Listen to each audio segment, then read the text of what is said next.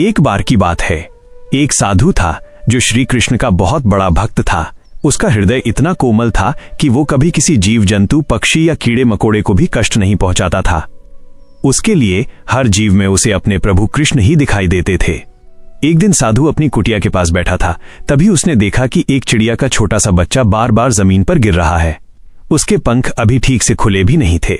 साधु के मन में विचार आया, अगर ये यहीं पड़ा रहा तो कोई जानवर इसे मार देगा।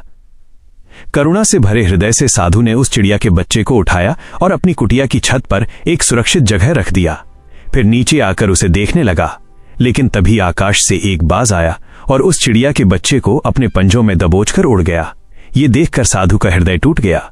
उसकी आंखों से आंसू बहने लगे। वो खुद से कहने लगा, हाय, मुझसे कितना बड़ा पाप हो गया। मेरे ही कारण एक माँ अपने बच्चे से बिछुड़ गई। भगवान मुझे कभी माफ नहीं करेंगे। रात हो गई।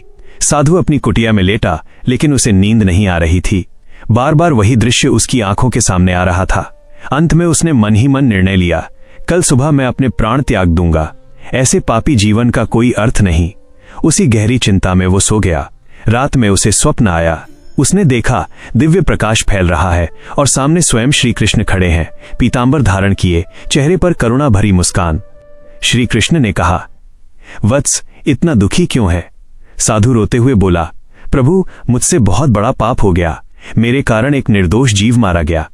श्री कृष्ण मुस्कुराए और बोले, नहीं वत्स, तुमसे कोई पाप नहीं हुआ। ये सब मेरी माया है। कृष्ण ने आगे कहा, पिछले जन्म में यही जीव जो आज पक्षी बना था, तुम्हारी मृत्यु का कारण बना था, और वो जानबूझकर। उस कर्म का फल उसे इस जन्म में मिला। लेकिन तुमने जो किया वो करुणा से किया। तुम उसे बचाना चाहते थे, मारना नहीं। इसलिए तुम्हारे लिए कोई पाप नहीं, केवल पुण्य है। फिर श्री कृष्ण बोले, जिस बाज ने उसे उठाया, उसके बच्चे 2 दिन से भूखे थे। आज उनके प्राण बचे।